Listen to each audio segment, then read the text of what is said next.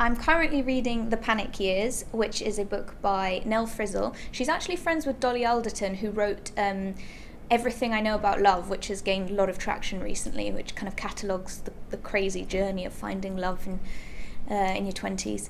And The Panic Years is about when you leave your 20s and you enter this kind of uncertain period of your 30s as a woman, and all the terrors that come with it, like finding a partner to settle down with, having a baby, should you have a baby. I actually have a quote. "It's about what happens when you're heading towards the grown-up cutlery and matching sheets of adult life, and wondering if you should have a baby, if you only want one because you were brought up to want one, or if you'd even be able to have one if you tried.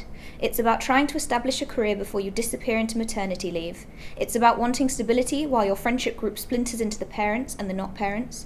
It's about not just looking for a boyfriend or girlfriend, but a potential parent for your theoretical child. It's about fertility, gender, inequality, and social stigma." So a book that particularly strikes home at the moment?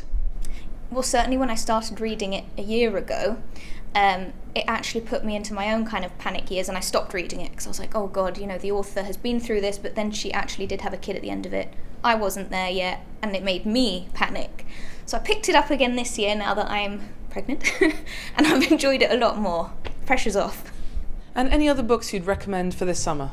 Okay, my guilty pleasure, I have to admit, is prison autobiographies. I know it's a bit niche, but it all started with Mr. Nice, which I think a lot of people have heard about. Howard Marks, an Oxford University student. He doesn't really fit the typical drug lord stereotype. I mean, he's gone from having a degree in nuclear physics to shipping 50 tons of consignments around the world, and that kind of got me into this genre. From there, I went on to read Papiyon, which is the life of Henry Charrier and his two escapes from prison, and the follow-up book, which catalogues his life in Venezuela. He escapes by building a raft out of coconuts and sailing across shark-infested waters. And the most recent one I read was No More Tomorrows, which is a young girl, like me-ish, and she gets wrongfully imprisoned in Bali. And of course you've got a new programme on GBC Television called The Book Club, so what will you be discussing there?